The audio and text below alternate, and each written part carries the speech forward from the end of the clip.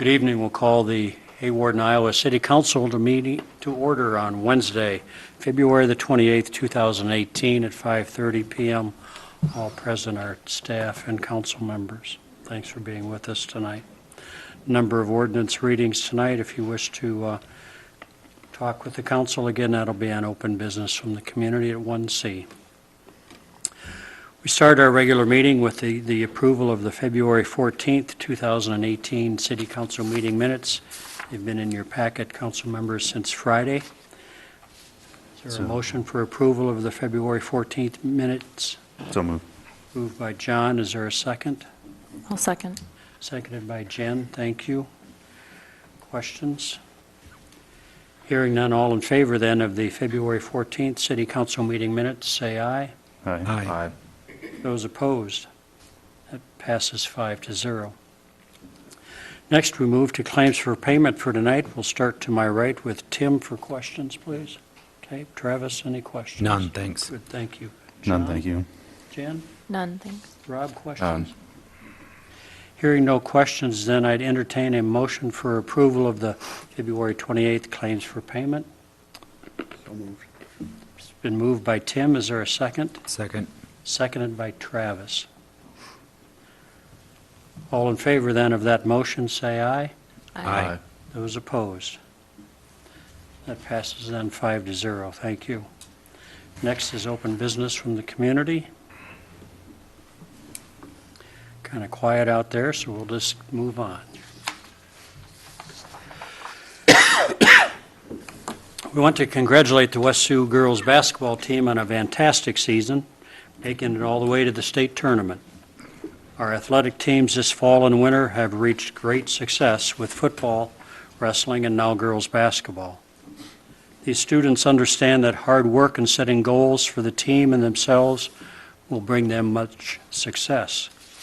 I want to thank them for their dedication and for representing our community in such a great manner. They truly are an inspiration for our younger children to look up to.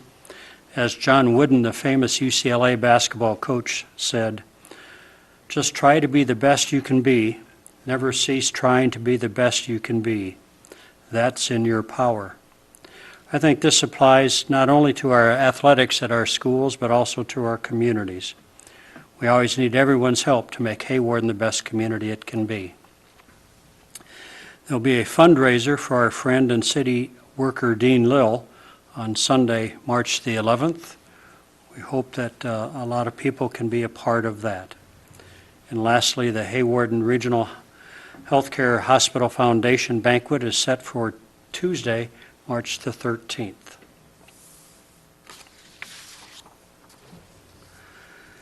Do we have any comments from the council members tonight? You're as quiet as a community. We'll move to staff reports. Hopefully we can hear a little more from them. Pam, you're on. Not today. Not today. All right, thanks.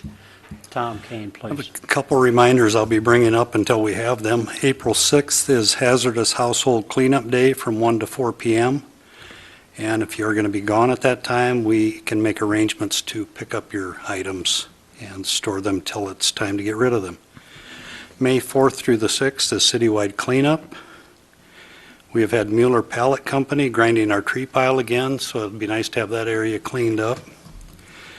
And I don't know if you've had any comments or noticed, we have been taking trees down for the last 3 weeks probably. We've been at Cars Landing, just recently in the swimming pool area. And most of these trees are diseased ash trees, and we are trying to be proactive in removing any ash trees that have an access point for the emerald ash borer to enter them. The Iowa Department of Natural Resources has done an inventory of our trees on our city-owned property and lots, and we will have a plan ready for us sometime this spring. It will give us a list of high-priority trees for removal and will advise us on recommended trees to plant. And we had this done mostly because the ash borer is close, if it's not here already. So we're having some problems with downtown lighting. I got a call Monday night and there was an issue in front of the old city hall. shortened one of the flush mount underground connection boxes, and some of the wires had burned up. And there's a couple of lights missing on the north side of Old City Hall right now. We're looking into options for repairing this. And these lights are the same vintage as the lights on Highway 10 that we replaced, so that's all I have. Tom, just a question with the inventory on the trees. It's amazing to me when you kind of gave me a number of expected trees, how many trees we have on city-owned property, cemetery, swimming pool, right-of-ways. You just mentioned, though, that they'll also give us ideas on trees to plant. Right, they'll have some trees that they recommend that are maybe a little more disease resistant or they're not having trouble with at this time. I think ash trees are off their list, and there's elms and a few others too that, so we can get a more diverse canopy around town and on the city property at least.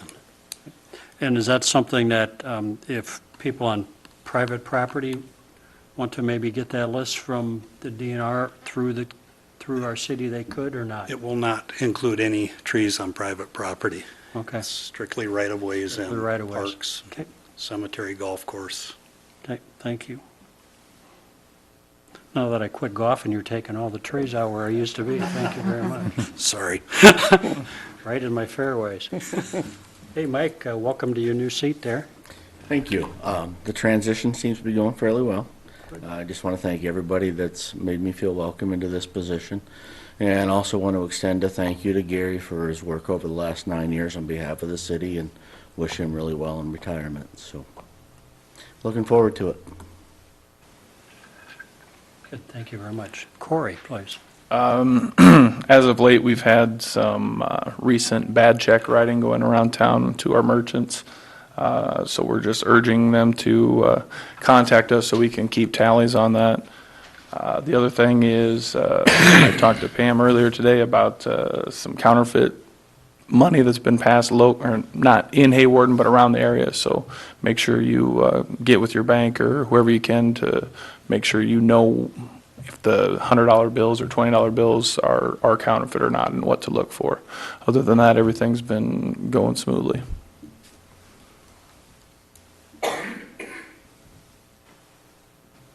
Thanks. Jim Pickner. I don't have anything. Okay, thanks, Jim. Any questions for staff by council before we move on? Hearing none, we'll move to the hospital update, please. Thanks for being with us, Jason. Thanks. Just a kind of a friendly reminder, as around the hospital property, we're kind of sitting on a slope, and we have a lot of melting, freezing, and some of the sidewalks and the drainage that we have on the property. We're trying our best to keep the sidewalks iced up. I mean, not iced up, but de-iced, but it's a constant battle for us. But so if you're walking around the hospital property, just please be cautious, because there are slippery spots, and we don't want anybody to fall. And so we've had a couple situations where we've had individuals fall in the parking lot, so we're trying our best to mitigate that. So the other thing that I wanted to mention is we've set a date for kind of like a celebration for the building completion being done. That is May 17th of 2018. That'll be a little less than 4 years from when we did our groundbreaking, so that's kind of an exciting situation there. It's been 4 years. It's gone very fast. And then we just have been having a very good turnout with our Senior Life Solutions, doing a great business where we're going out 25 miles and providing transportation, and it's still a really exciting program that we're offering. So if you'd like to have any more information about that, we'd be more than happy to meet with anybody. So and that's about it. Any questions? That's a great program you've implemented, and I hope family members will help their seniors take advantage of it. Yep, for sure. Great. Any questions for Jason tonight? Good. Thanks again for being with us. Yep, thank you. Thank you. Appreciate it very much.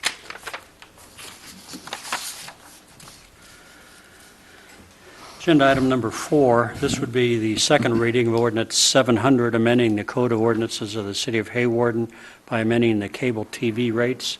This is the second reading. If this passes, the third reading will be held at the next meeting. Is there a motion for the second reading of ordinance 700? So moved. It's been moved by Travis. Is there a second? Second. Seconded by Tim, sorry. That's fine.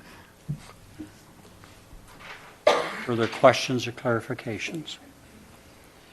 Hearing none, a roll call vote, please, for the second reading of ordinance 700. Feldhacker, Aye. Kurth, Aye. Clucky, Aye. Bergsma, Aye. Olson. Aye. On a 5-0 roll call vote, second reading of ordinance 700 passes. Agenda item number 5. This also would be the second reading of ordinance number 701. This is amending the Code of Ordinances of the City of Hawarden, Iowa by eliminating the penalty of imprisonment for violation of city ordinances. A number of you were absent last time. I'll just let Jim give you an overview of that so you understand again. Yeah, okay. Well, the State Public Defender's Office is supposed, the legislature's directed them to collect any public defender fees for any criminal case that they handle that involves a city charge where there's a possibility of imprisonment. Because where there's a possibility of imprisonment, they're entitled to counsel. I've never prosecuted a case where we were seeking any kind of jail time. Usually what happens is that either as a charge maybe to get in the door for probable cause when they stop somebody, or just because they're helping and there's a more serious charge, they'll charge a couple of these city ordinances. And then what always happens in my experience is they plead guilty to a more serious charge. Ours get dismissed. And all I'm doing with this is just trying to make sure that we don't wind up paying some attorney fees. I don't think we need to worry about jailing people. They can charge them under the state charge, and later if it becomes a problem, we'll change it. But I've been at least 20 years, I think, for me, and I've never prosecuted a prison sentence on a city ordinance, so that's it. So moved. Second. Been a motion by Travis, second by Jim, for the second reading of ordinance 701, eliminating the penalty of imprisonment for violation of city ordinances. Call for a roll call vote, please, for that second reading. Olson, Aye. Bergsma, Aye. Feldhacker, Aye. Kurth, Right. Clucky, Aye. On a 5-0 roll call vote, then the second reading of ordinance 701 passes. At the last meeting, we had some discussion and review on the proposed ordinance dealing with social hosting in regards to those under 21 years of age. Brought it back again tonight with both Tim and Travis being with us. We'll pass it to Corey for background, please. Thank you. If you can see attached to your Dropbox, I had added a little supplemental for you guys that you can go through to kind of see where we're at with this. Basically, the Iowa's social hosting ordinance, or law that was inducted, provided a foundation for every jurisdiction throughout the 99 counties to adapt their own way that they can use that to properly enforce the issues at hand. If you look at the different things that would be a positive impact for the city of Hawarden, my biggest thing is we have to try to deter and prevent our youth from consuming any type of intoxicants, whether it's alcohol or drugs. We know just from the use of that type of alcohol, we see poor grades, which also lowers our school rankings. We see loss of friends. That creates isolation and a lot of seclusion from the other students. Impaired driving is another huge issue that we see. And with that, we have loss of life. We have property damage, violence. These kids fight at these different parties and gatherings. And sexual assault's a big deal. You know, they get intoxicated and poor decisions are made, or they may not remember anything that they're doing.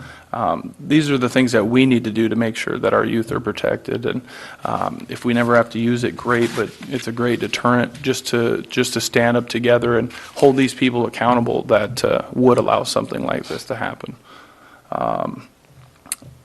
Basically, as I said, I wrote down here, we want our youth to grow up to be strong, healthy, and drug-free, and to do so, we need to establish a culture where supplying alcohol and drugs to minors isn't accepted. And that's the purpose of the adaptation from the state's law.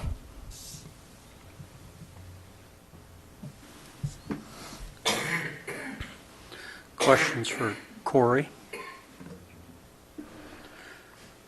I think last meeting we did mention that there was concerns of people that rent their homes, whether it comes back to the owner or the rentee. Correct. In order for someone to be charged with this, we would have to prove that they knowingly and intentionally allowed them to consume intoxicants on their premises or property. So if they had no idea and these kids just squatted upon their yard and had a party, obviously we wouldn't charge anybody for a social hosting. Other than that, it's, like I said, the state law has nothing to do with drugs. And in my experiences in the state of Iowa, these parties that these kids go to, it may be what they believe to be innocent. Well, they show up and they have a drink or a cigarette. Well, these kids that hang out together, somebody might introduce some marijuana. Next thing you know, that kid's hanging out with kids that are smoking marijuana. And then somebody brings something else to the party. We don't want to go through that continuum. If we can prevent it from happening within the corporate city limits, I think it's a good thing for us to do. And tonight's review and discussion would give Jim Pickner and staff direction on whether we wish to start the first, second, third reading to make this an ordinance for the city. If you'd like something changed, and I guess whether you want us to bring it back like it is, or whether you want any changes and bring it back, or if you just don't want to take it up. I guess it's guidance. I'm good with it as is. I don't see any changes needed. You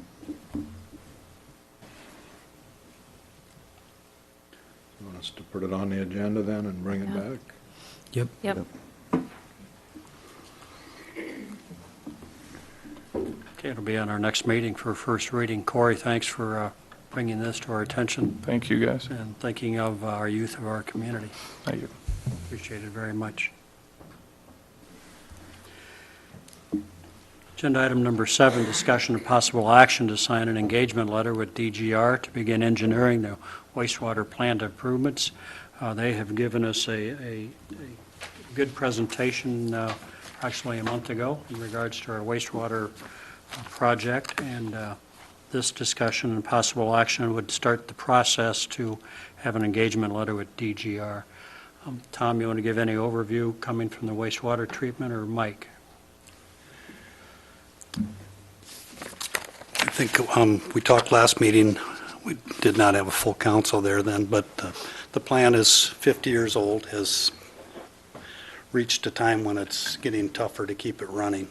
And one of the biggest scares is probably the most expensive part of this is the aeration system. And there is no longer parts available for the blowers. And they are probably the biggest consumer of electricity of anything the city owns. If you ever notice on our utilities, it's usually the wastewater plant that has the largest consumption, and most of that, these blowers run continuously, and they're either wide open or they're off, and there's 125 horse motors. And one of the things with the SCADA system and the VFDs that go along with these, they'd be able to vary the speed on these motors, and by doing that, they can also, it'll help lower our rate at the same time. But it'll allow Al to dial in the correct amount of air that is needed for the bugs inside the system to eat their food supply, I guess. So I don't see a lot of fluff in this at all, so I don't know what you guys' thoughts are on it. And we did get the sample agreement for the engineering process. That's similar to the one that we got for the electric process when we started that. So I don't know if Jim's had time to look at that or not. Yeah, I read it over a little bit. It's like you said, the same thing we've done before. And, you know, we don't lock them into a specific amount, but we've done a lot of business with them over the years, and they want future business. I think it's always come in at something we were satisfied with.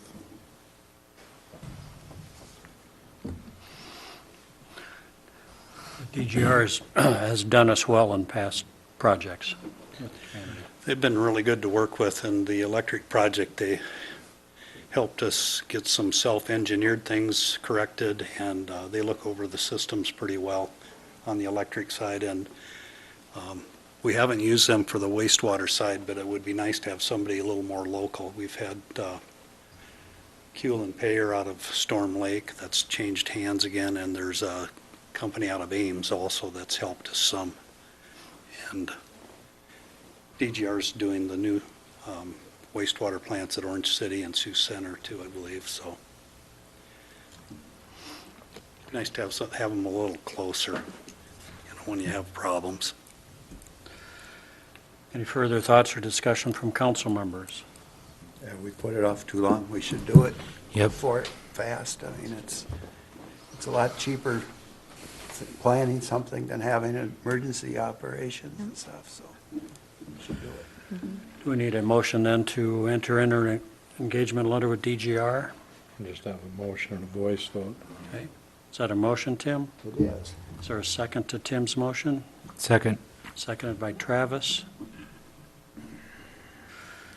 Motion and a second then is to sign an engagement letter with DGR to begin the engineering of the wastewater plant improvements.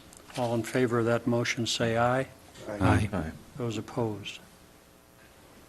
Okay, thank you for your Thank you. discussion and thoughts on that. Agenda item number 8, Resolution 2018-05, adopting a final proposed draft budget for publication and ordering a notice of the public hearing on the proposed final budget estimate for fiscal year 2018-19. This does is, we published the budget numbers that are required. They should, in order to keep us on schedule, they have to be in tomorrow's paper. We have to set a public hearing for the next meeting and approve the budget at that meeting to have it filed by the 15th of March, which is our required deadline. So we're on a kind of a tight deadline. You guys have had some time to go over the budgets. I don't know if anybody has developed any questions or not, or concerns, but there again, it's been put together fairly lean and not a lot of changes from year to year.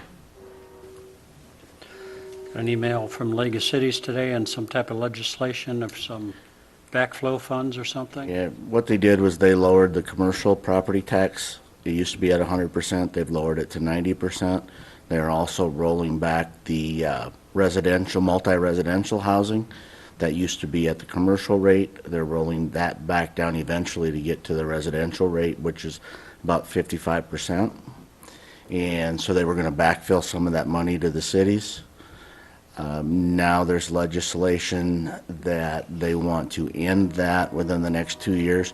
Our budget is put together with that backfill money in. So they've been talking about shorting all the cities on the money that they're required to have their budgets filed by, and then doing it one more year at a lesser sum, and then ending the backfill. So that's what the call was for. We'll see how that goes. I mean, the schools put up with this kind of every year. They have to have their budget set before they get all the numbers in, and so we'll just have to see where we wind up on that. But Right, at this point, we can't do. at this point, they still hold our feet to the fire that it's got to be certified by the 15th. So Okay. Is there a motion for Resolution 2018-05? So moved. Moved by John. Is there a second? I'll second. Seconded by Jen. I'd call for a roll call vote, please, for Resolution 2018-05. Bergsma, Aye. Olson, Aye. Kurth. Aye. Clucky, Aye. Feldhacker. Aye. With a roll call vote of a 5-0 vote, Resolution 2018-05 passes. Within our packet, we've got a letter for a consideration of a proposal by Bruce Wangren, purchase a city-owned lot on 906 Avenue B. We've acquired this lot through a quitclaim deed. It had a dilapidated house on it. Person moved out, and we wound up tearing the house down at city expense, and it was probably in that $3,500 range. But we've just been mowing the lot for the last year. We just got it last year, I believe. And Bruce has submitted the letter that's in your packet that he would like to buy that for $500. I talked to Bruce a little bit today. He wants to put a garage or something of that sort on the property with possible living quarters, but did not have a time frame on that. Isn't it zone commercial? Well, Yes. according to the assessors, and I'm not sure how it got that because it was residential up until 16, and I don't think that we changed any zoning on that, but so I'd have to get clarification on that for sure on why it's listed as commercial.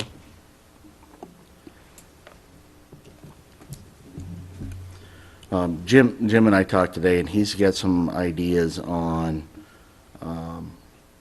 figuring out fair market value of the lots. Yeah, what I talked about today with Mike is, you know, I should say I have probably always been somewhat lax on, you know, the statute calls for fair market value, and we've generally just about anything that was a bare lot in this town, they don't sell, so we have been pretty lax on determining fair market value. But, you know, if this property, if we were using our alley costs, would be about $6,000. We do 42 cents on that, and this is like 14,000 square foot.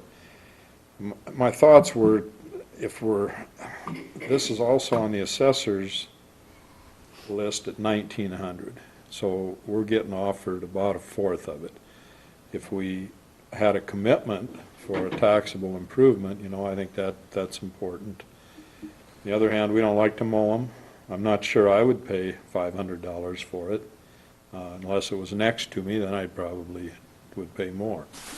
But what I was thinking about was just if we would perhaps offer these lots for what the last assessed value is, and even with our alleys when we vacate them, maybe we look at what the square foot is of the adjacent property, like if the person's trying to buy it, we just look at what that valuation is through the assessor. That gives us a nice starting point. If people want to buy it for that and we don't want it, we sell it for that.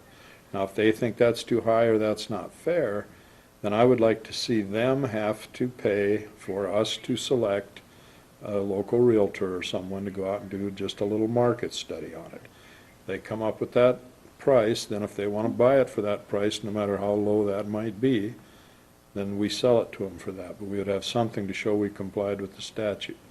If then they don't want it, well, then they pay for the appraisal and go away. And I guess that's kind of what I've been thinking about, to bring a little more of a process to this and be fair, you know, to everybody. And then if they're going to do something with it, then we can take that into consideration. But anyway, that was my thoughts. I kind of feel the 500 is pretty low without a market study or some firm commitment to do something. So that's my 2 cents worth, I guess. Well, I know I've heard from realtors before, and they always complain that the council gives away land when they're trying to make a business selling it. So we should, I don't know, it's hard to say what, accept any offer. I mean, 500 seems kind of low but we don't want to be in the property business, so I don't know if we advertise it that we're thinking of selling it for, at least give somebody else a chance to bid on it or something. If somebody wants to give 600, that's $100 more than if we put 3,000 into tearing the house down. We should try to get something back. Unless he had if the guy said he was gonna build something there, and we knew it was, then we could give him a lot. If he was gonna, I'd be in favor of something like that, but And in this case, he did talk about building something, but it's sometime in the future. He did Yeah. not have there was That's no vague. immediate timeline. it's pretty. It would be nice to have some kind of Yeah. end to it and make sure that it's done at that time. And at this time, you talking to him today, he wasn't willing to commit a Okay. date. Yep. I make a motion, we respectfully decline. Second that. It's been a motion and a second to decline the proposal from Bruce Wangren to purchase the city-owned lot at 906 Avenue B. All in favor of that motion, say aye. Aye. Aye. Those opposed? Passes 5-0. But then following that up with the discussion from Jim,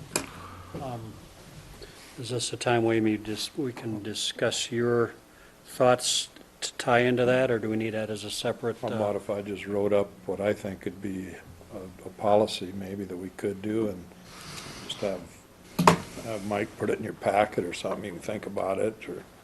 That'd be good. I think that'd be very beneficial, and maybe staff could put together, obviously for the new council members and everybody, what lots are out there with A the list of our city-owned. city-owned lots, sure. Yep, we can do that. That'd be very beneficial, and that'd be beneficial for community members to know too, if they're having to be traveling around, whether weather's getting nice, who owns this or that. Yep. Okay, we'll expect that then at our next Meeting. packet, please.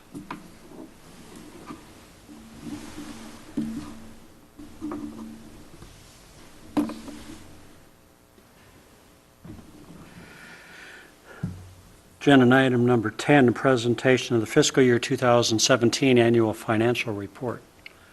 That goes to our financial officer, Pam.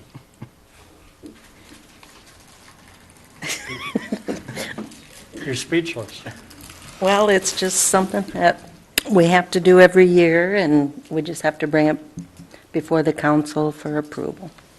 Basically, what this is it's how last year came out. It's our last year's year in review.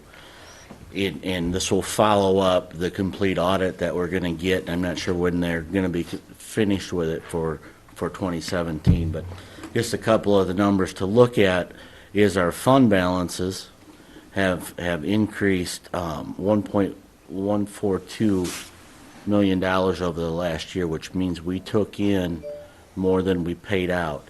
At the towards the bottom of the page in the last column, you'll see a negative 694.63. That's what we didn't spend out of budgeted monies last year. So we budgeted more than we spent by that amount. So it's actually it's a really good report. Especially when you look at your fund balances going up, $1 million. Now, this does include the hospital, so their numbers are taken into it and account. Below that, we can see that our geo debt and our revenue debt, and then what general obligation debt is $4,379,000. That's our debt limit. Right now, we're at $1,562,000, so we're about 36% of our debt limit, which about $300,000 of that will be paid off at the end of this year. So we're looking really good as far as our geo debt. Our revenue debt does not count against our debt limit. That is all levied with revenues off of the utilities. Most of that is the electric project that's being paid back through utility services. So basically what it's saying is we're in really good financial shape at this point. Staff and council have made great decisions the last number of years to get us into this position. they've done very well, so. And when we send that into the state, make sure you put some highlights to that so they can understand that they could do that too if they Little wish. glitter in there. Just saying out there. Thanks for that report. Last item on our agenda for this evening is a request from Brian Engelman for liquor license transfer for March the 13th. And just give me an overview of what an ownership update at the Dollar General does for us. Why do we need that? Just, we need that It's for just their when they licensings? When they have a new board member come on, what they told me was somebody was being let go in the board, so they were replacing them, and they just wanted to give us the name in case we wanted to do a background check on them. All right, is there a motion for the consent agendas? Moved by John, is there a second? One second. Seconded by Jen. All in favor of the consent agenda, say aye. Aye. Those opposed? Hearing none, that passes 5-0. Our next regular stated council meeting will be Wednesday, March the 14th, hopefully coming, 2018. Is there a motion for adjournment? So moved. Moved by John, is there a second for that? Second. Seconded by Jen. All in favor of adjournment, say aye. Aye. Aye. Those opposed?